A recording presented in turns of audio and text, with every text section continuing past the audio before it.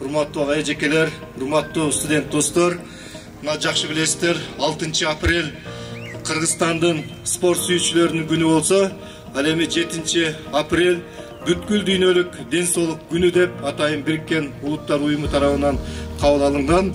Мына ошондуктан ушул күнгө карата билесиздер, Кыргызстанда биздин спорт ишкобоздору, спорт сүйүүчүлөрү Кыргызстандын эң мыкты спортсмендерин, жылдын мыкты спортсмендерин аныктап, атайын аларга белектерди тартууланды.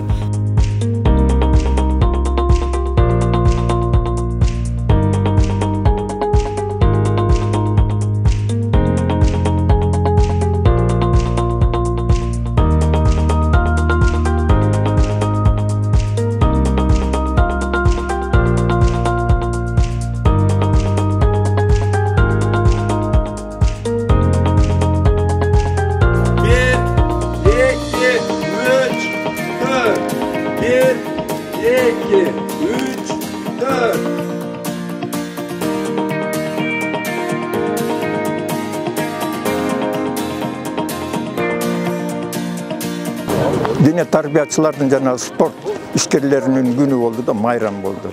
Анан удалы 7 апрель бүткүл дүйнөлүк ден соолук күнү болду. Мына ошол 7 апрель базар күнгө түшүп келгенине байланыштуу биз биринчи күнү бүгүн 8 апрелде өткөрүп атабыз. Жылда өткөрүп бул традиция болуп калган биздин окуу жай үчүн.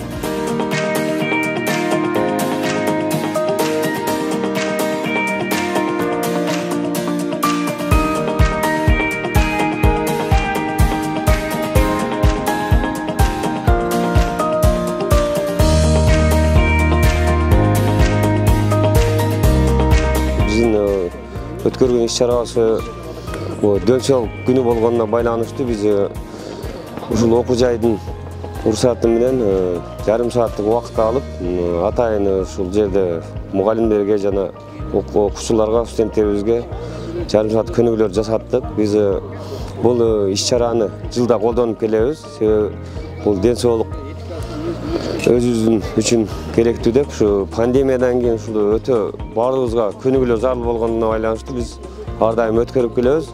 Бул бир иш-чараны бир эле бул ден соолук күнүндө эмес, биз окуу жайыбыздын күнүнө дагы арнап, сентябрдан октябрь айларында бүткүл дүйнөлүк студенттер күндөрүнө карата дагы ар дайым мындай иш-чараларды өткөрүп келебиз.